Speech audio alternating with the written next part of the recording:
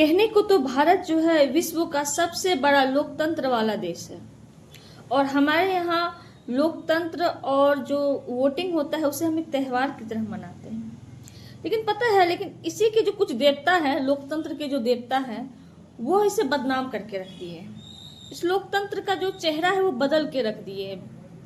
खास करके यहाँ के जो राजनेता हैं, जब उन्हें कोई मुद्दा नहीं बचता ना, और जब उनकी सोच मुद्दे को समझने से बाहर चली जाती है ना, जब उनका दिमाग का लेवल विकास और देश की समृद्धि को छोड़कर शॉर्टकट मारने के लिए सोचता है ना, तो वो कुछ और बन जाते हैं।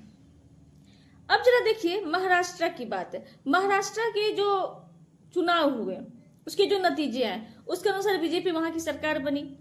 कुछ नेताओं का करियर खत्म हो चुका है, जैसे उद्धव ठाकरे और राज ठाकरे। अब इनके पास कोई मुद्दे बचे ही नहीं थे, तो ये क्या करते? तो वहां की जनता की, वहां के लोगों की भावनाओं को ठेस पहुंचाने लगे। किस बात पे? तो वहां का सेंटिमेंटल वर्ड है भाषा, मराठी भाषा। अरे मातृभाषा सबकी होती है, हमारी भी मातृभाषा है, हर क्षेत्र की अपनी मातृभाषा होती है।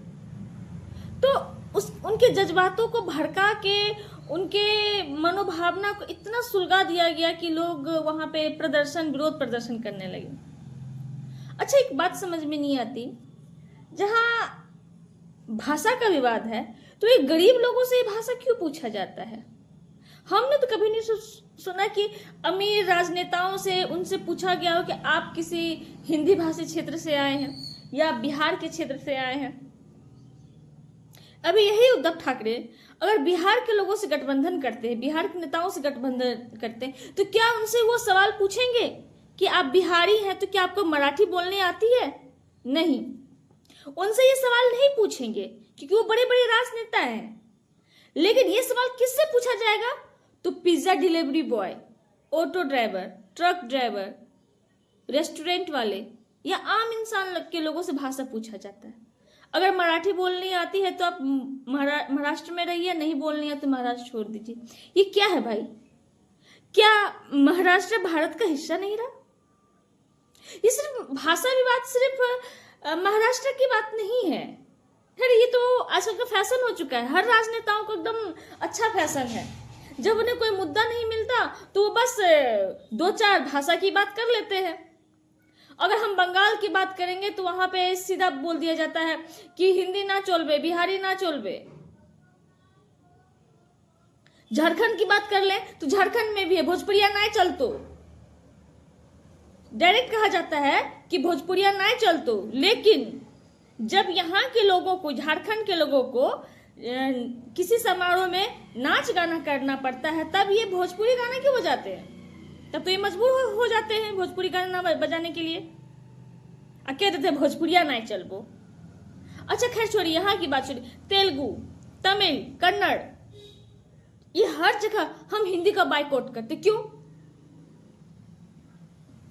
हिंदी पाप है और अंग्रेजी बाप है? ये बताइए।